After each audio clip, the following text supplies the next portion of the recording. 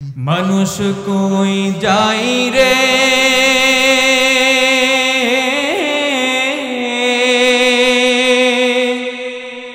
দুনিয়া ছাড়িয়া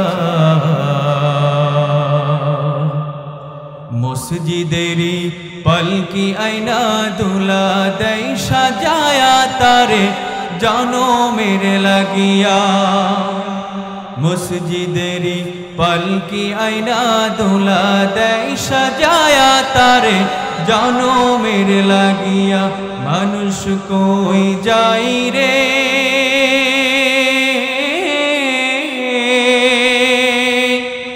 দুনিয়া ছাড়িয়া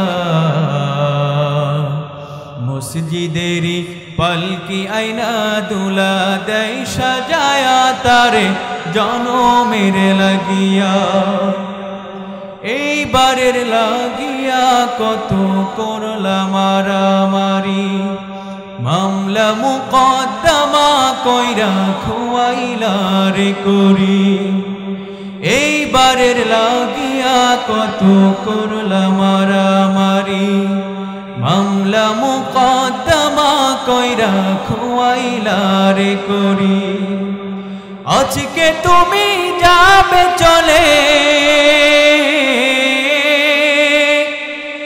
একদিন তুমি যাবে চলে সব কিছু ফেলিয়া মসজিদের পলকি আয়না দুলা দেই সাজায়া তারে জনমের লাগিয়া মসজিদের পলকি আয়না দুলা দেই সাজায়া তারে জনমের লাগিয়া মানুষ কই যাই রে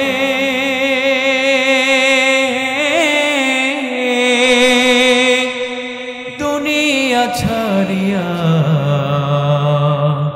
মসজিদের পলকি আয়না দুলা দেই সাজায়া তারে জনমের লাগিয়া আল্লাহ তাআলা বলতেছে বান্দা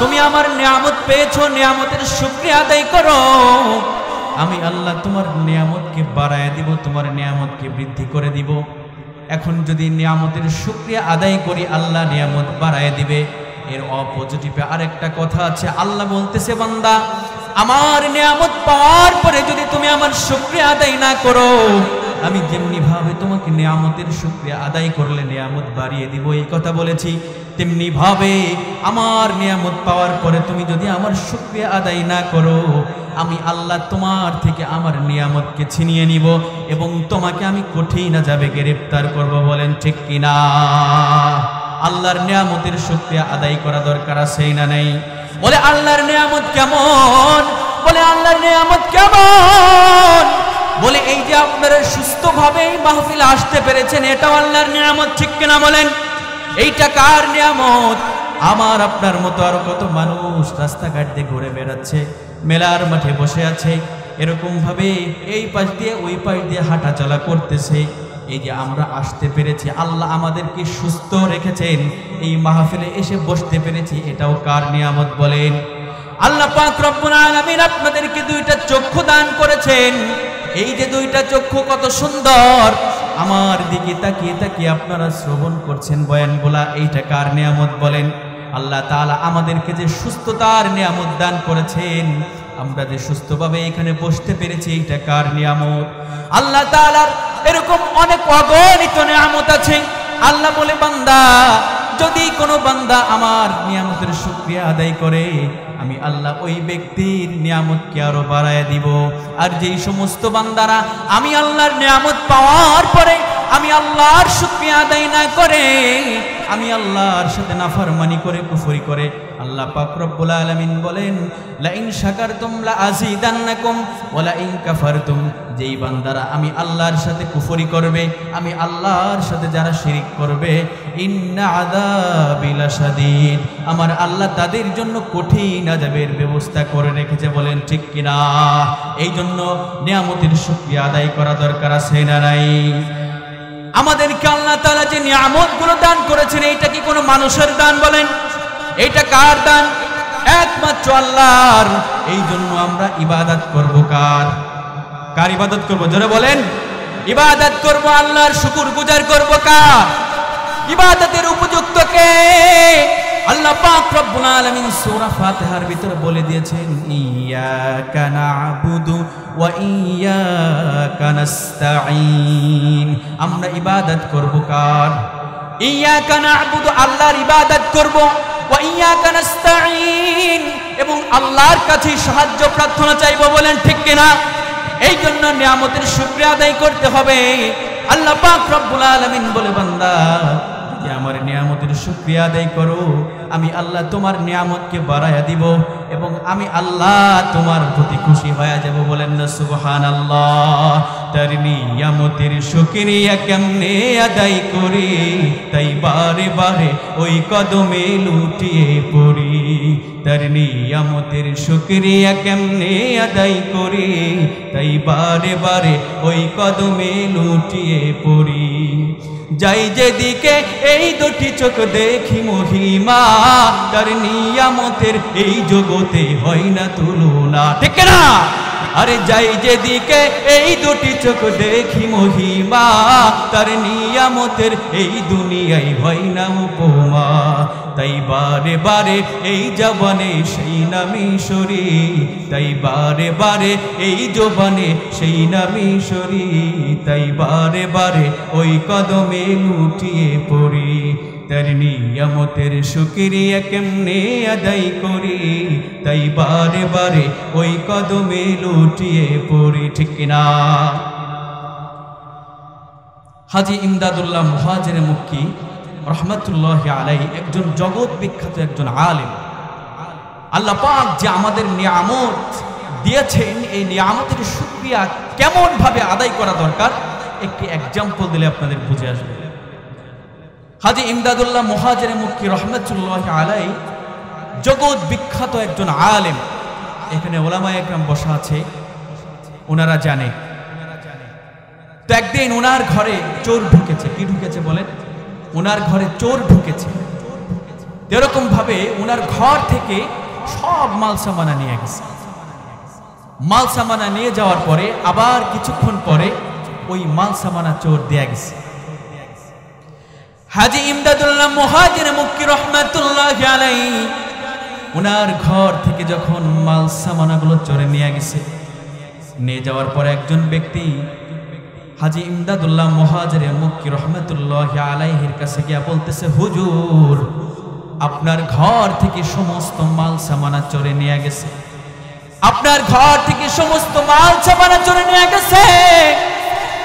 হুজুর এই কথাটা শোনার সঙ্গে সঙ্গে প্রথম একটি শব্দ উচ্চারণ করলেন, ইন্না লিল্লাহি ওয়া ইন্না ইলাইহি রাজিউন। কোন খারাপ সংবাদ শুনলে এই কোরআনের এই দোয়াটা পাঠ করতে হয়। হুজুর প্রথমে ইন্না লিল্লাহ পাঠ করলেন, এরপরে তিনি বললেন আলহামদুলিল্লাহ। কারণ আমরা দুনিয়াবাসী, আমাদের অভ্যাস হলো আমরা শুধু সুখের সময় বলি আলহামদুলিল্লাহ। আপনার ছেলেটা সহি সালামতে ইটালি পৌঁছে গেছে, শোনার সঙ্গে সঙ্গে আলহামদুলিল্লাহ খুশি হয়ে যান। আর যদি শোনেন লিবিয়ার ভিতরে কষ্টে আছে, তাহলে আপনার মুখের দিকে আর তাকানো যায় না। বলেন ঠিক কিনা? ঠিক কিনা? আমরা শুধু সুখের সময় আল্লাহর শুকরিয়া, দুঃখের সময় আল্লাহর শুকরিয়া নাই। কিন্তু আল্লাহ পাক রব্বুল আলামিন বলেছেন, যেই বান্দা হার হালাতে মানে সব সময় আল্লাহর শুকরিয়া আদায় করে, আল্লাহ বলে আব্দুন শাকিরুন, আমার আল্লাহ যেই সমস্ত বান্দা বান্দিরা সব সময় আল্লাহর শুকরিয়া আদায় করে, সুখে থাকলেও আল্লাহর শুকরিয়া, দুঃখে থাকলেও আল্লাহর শুকরিয়া, আব্দুন শাকিরুন বান্দার শুকরিয়া করলে আল্লাহ পাক রব্বুল আলামিন ওই বান্দার প্রতি খুশি হয়ে যায়। সুবহানাল্লাহ। এই জন্য শুধু সুখের সময় শুকরিয়া আল্লাহর না, দুঃখের সময়ও আল্লাহর শুকরিয়া আদায় করা লাগবে কি লাগবে না বলেন? হাজী ইমদাদুল্লাহ মুহাজির মক্কি রহমাতুল্লাহি আলাইহি শুকরিয়া আদায় করলেন। কারণ এটা কি ভালো সংবাদ নাকি কষ্টের সংবাদ? তার ঘর থেকে সমস্ত মাল সামানা চোরে নিয়ে গেছে।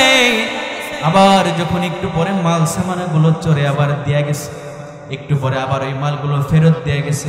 একটা লোক গিয়ে বলতেছে, হুজুর আপনার ঘরের মালগুলো আবার ফেরত দিয়ে গেছে। এই সংবাদ শোনার সঙ্গে সঙ্গে তিনি আবারও বললেন আলহামদুলিল্লাহ। এখন ওই যে মাল সামানা নিয়ে গেল, বললেন আলহামদুলিল্লাহ। আবার যে কিছুক্ষণ পরে দেয়া গেল, আবার বললেন আলহামদুলিল্লাহ। লোকেরা জিজ্ঞাসা করে, হুজুর আপনার মাল নিয়ে গেল, বললেন আলহামদুলিল্লাহ, এটার ঘটনা একটু যদি বলতেন। হুজুর ডাকতে বলতেছে, ও আমার যুবক ভাইরা, তাহলে তোমরা শোনো,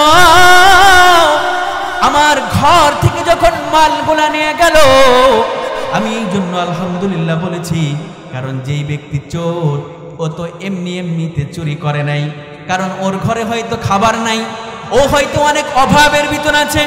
ওর খাবারের জন্য, ওর অভাবটা পূরণ করার জন্য, ওর প্রয়োজন মেটানোর জন্য আমার ঘর থেকে মালগুলা নিয়ে গেছে। এই জন্য আমি খুশি হইয়া আলহামদুলিল্লাহ বলেছি। বলে, হুজুর তাহলে আপনি যে আবার আলহামদুলিল্লাহ বললেন, মাল যখন ফেরত দিল, মাল ফেরত পাওয়ার পর আবার কেন আলহামদুলিল্লাহ বললেন? বলে, যখন আমার মালগুলা ফেরত দেয়া গেল, বলে এই বান্দা চুরির অপরাধে আল্লাহর আদালতে আসামির কাঠগড়ায় দাঁড়াইতে হইতো, আল্লাহর কাছে বড় অপরাধী হয়ে গিয়েছিল। যখন সে মালগুলা আমার কাছে দিয়ে গেছে, এই জন্য আমি আবার রবের শুকরিয়া আদায় করলাম। ও বাজান, এইখানে বোঝা গেল, এই জন্য কষ্টে থাকলেও আল্লাহর শুকরিয়া, আবার সুখে থাকলেও আল্লাহর শুকরিয়া। বলেন ঠিক কিনা? কিন্তু আমরা তো দেখা যায় শুধু সুখের সময় আল্লাহর শুকরিয়া আদায় করি, কিন্তু দুঃখের সময় আল্লাহর কোনো শুকরিয়া নাই। আল্লাহ আপনাকে গরিব বানাইছে, আমরা বলি আল্লাহ খালি আমাকেই চোখে দেখে, আমাকেই শুধু অসুস্থ দেয়, আমাকেই শুধু বিপদ দেয়। বলে কি বলে না? বলেন, এরকম বলি না? কিন্তু আল্লাহ একজনকে 10 কোটি টাকার মালিক বানিয়েছেন, আর আপনার কিছুই নাই। 10 কোটি টাকা আলা, 10 কোটি পেয়ে আরো আল্লাহর শুকরিয়া বেশি বেশি আদায় করতেছে। আর যার কিছু নাই, সে চিন্তা করে, যাহারে আমার তো কিছু নাই, আমি তো এমনিই গরিব, তাহলে আমি আল্লাহর শুকরিয়া কেন আদায় করব? অখুশি হয় এবং আল্লাহর ইবাদত থেকে দূরে থাকে, আল্লাহর প্রতি নারাজ হয়। আল্লাহ বলে, বান্দা তুমি সুখে আছো, তুমি আমার শুকরিয়া আদায় করো, আমার নিয়ামতকে বাড়ায় দিব। তুমি কষ্টে আছো, তুমি অসুখে আছো, তুমি গরিব, তুমি আমার শুকরিয়া আদায় করো। এই শুকরিয়ার বরকতকে আমি আল্লাহ তোমাকে ধন সম্পদের মালিক বানায় দেবো। বলেন সুবহানাল্লাহ। এই জন্য হার হালাতে আল্লাহর শুকরিয়া আদায় করা দরকার আছে না নাই? সব সময় শুকরিয়া আদায় করব কার? তিনি কে? একটু জোরে বলেন, কে? আল্লাহ। আল্লাহ তাআলা শুকরিয়া আদায় করলে বান্দার প্রতি কেমন খুশি হয়। আল্লামা ইবনে কাসির রহমাতুল্লাহি আলাইহি তিনার কিতাবের ভিতরে এক আল্লাহর গোলাম একটি হাদিস লিখতেছেন, হাদিসখানা সহিহ। আল্লামা ইবনে কাসির রহমাতুল্লাহি আলাইহি তার কিতাব ইবনে কাসিরের ভিতরে হাদিসখানা উল্লেখ করেছেন, নিয়ে এসেছে। দেখেন, আল্লাহ তাআলার শুকরিয়া আদায় করলে, আজকে আমার আলোচনার বিষয় হচ্ছে যে আমরা যে নিয়ামতগুলো ভোগ করি, যে নিয়ামত আল্লাহ আমাদেরকে দান করেছেন, এই নিয়ামতের শুকরিয়া যদি আমরা আদায় করি, যদি নিয়ামতের কদর করি, আমাদেরকে আল্লাহ কি প্রতিদান দিবেন, আমরা কি পাবো আল্লাহর কাছে, এবং আল্লাহ আমাদের প্রতি খুশি নাকি বেজার, এই ব্যাপারটা আপনাদেরকে বুঝিয়েই আমার আলোচনা শেষ করে দেব। এই জন্য একটু ধৈর্য সহকারে থাকবেন তো, আপনারা থাকবেন তো ইনশাল্লাহ? একটু জোরে বলেন তো, নারায়ে তাকবীর। না, মনে হইতেছে আপনাদের এই যে নারায়ে তাকবীর বললেন, আপনারা এটা খুশির তাকবীর না, খুশির তাকবীর। আপনি এইখান থেকে নারায়ে তাকবীর দেবেন 1 কিলোমিটার পর্যন্ত, আপনার আল্লাহু আকবারের ধ্বনির আওয়াজে এই অঞ্চলের যত মানুষ আছে তারা বুঝবে যে না, অমুক জায়গায় একটি মাহফিল হইতেছে, কোরআনের মাহফিল চলতেছে, দ্বীনের আলোচনা চলতেছে। এই জন্য প্রথমে বলছেন ওটা, আবার বলেন, নারায়ে তাকবীর, নারায়ে তাকবীর। দিন ইসলাম, দিন ইসলাম, জিন্দাবাদ, জিন্দাবাদ, নারায়ে তাকবীর। হ্যাঁ, এবার মনে হচ্ছে কিছু সংখ্যক লোক এখানে বসা আছে, আশেপাশের মানুষ যারা আছে তারা বুঝতে পেরেছে যে না, এখানে কিছু একটা হচ্ছে।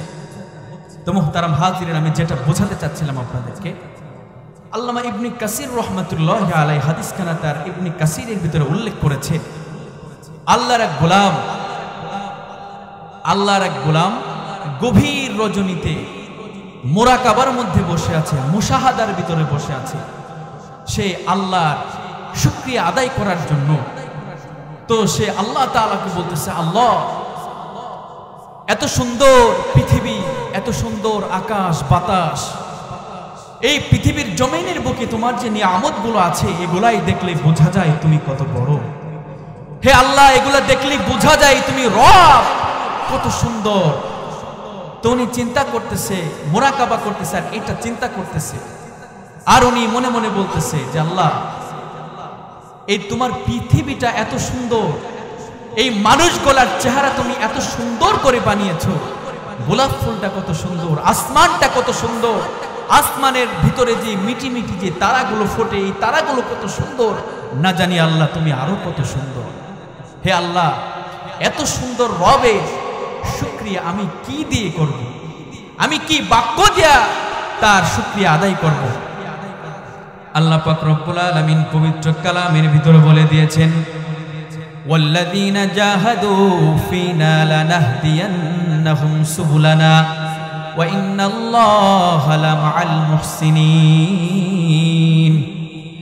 আল্লাহ পাক রব্বুল আলামিন এই আয়াতে কারিমার ভিতরে বলে দিয়েছেন, যেই বান্দারা আমি আল্লাহর কাছে আসার জন্য, আমি আল্লাহকে পাওয়ার জন্য, যারা আমি মাওলার হেদায়েতের পথে আসার জন্য, যেই সমস্ত বান্দা বান্দিরা আমি আল্লাহর কাছে আসার জন্য তারা আমি আল্লাহকে তালাশ করে, যারা আমি মাওলাকে খোঁজাখুঁজি করে, আমি মাওলা ওই বান্দাদেরকে আমি আল্লাহ পর্যন্ত আসার জন্য একটা নয়, দুইটা নয়, হাজারটা নয়, আমি আল্লাহ ওই বান্দাকে অগণিত রাস্তার ব্যবস্থা করে দেই। একটু আওয়াজ করে বলেন না সুবহানাল্লাহ। আল্লাহ পাক রব্বুল আলামিন বলে, বান্দা তুমি আমার কাছে আসতে চাও, তুমি আমাকে তালাশ করো, আমি আল্লাহ তোমাকে একটা নয়, দুইটা নয়, আমি তোমাকে আমি আল্লাহর কাছে আসার জন্য অগণিত রাস্তার ব্যবস্থা করে দিব। কিন্তু আমরা যদি শুধু বাড়ি বসে বসে আল্লাহকে খোঁজাখুঁজি করি তাহলে পাওয়া যাবে নাকি বলেন? আল্লাহকে পাইতে হইলে বাড়ি ত্যাগ করে, দোকান ত্যাগ করে, বাজার ত্যাগ করে, মেলার মাঠ ত্যাগ করে, ঘর থেকে বের হয়ে এই যদি মাহফিলের ময়দানে আসেন তাহলে আল্লাহর পরিচয় পেয়ে যাবেন, ঠিক কিনা বলেন? এখন আল্লাহকে আপনার দরকার। আপনি যদি বসে বসে চায়ের দোকানে আল্লাহকে তালাশ করেন, ওইখানে আল্লাহ নাই। আপনি যদি বাজারের দোকানে বসে আল্লাহকে তালাশ করেন, ওইখানে আল্লাহ নাই। আল্লাহকে পাইতে হলে ঘর থেকে বের হয়ে এই মাহফিলের মঞ্চে আসতে হবে। এইখানে আসলে আপনি আল্লাহর পরিচয় নিয়ে এই বাড়িতে যাইতে পারবেন, ঠিক কিনা? আল্লাহর বান্দা আল্লাহকে বলতেছে, আল্লাহ আমি তোমার প্রশংসা কিভাবে করব? ও আল্লাহ, তুমি আমাকে কিছু বাক্য, কিছু জুমলা, কিছু শব্দ তুমি আল্লাহ আমাকে শিখায় দাও। আল্লাহ পাক রব্বুল আলামিন ওই বান্দাকে কিছু জুমলা, কিছু বাক্য, কিছু শব্দ শিখায় দিলেন। এবার বান্দা আল্লাহর প্রশংসা করতেছে, ইয়া রব্বি লাকাল হামদু কামা ইয়ামবাগি লিজালালি ওয়াজহিকা ওয়া আযীমি সুলতানিক। ইয়া রব্বি, হে আমার রব, লাকাল হামদু, প্রশংসা তোমার জন্য, কামা ইয়ামবাগি, যেরকম প্রশংসা হওয়া দরকার, লিজালালি ওয়াজহিকা ওয়া আযীমি সুলতানিক, তোমার বরত্ব অনুযায়ী, তোমার রাজত্ব অনুযায়ী, তোমার ক্ষমতা অনুযায়ী, তোমার ক্ষমতা অনুযায়ী, তোমার শান অনুযায়ী তোমার প্রশংসা করলাম। একটু আওয়াজ করে বলেন না সুবহানাল্লাহ।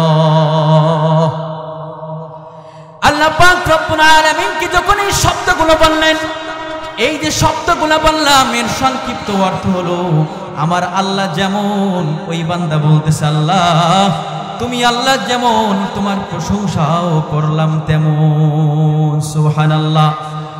এবার আমাদের ডান কাঁধে একজন ফেরেশতা আছে, বাম কাঁধে একজন ফেরেশতা আছে।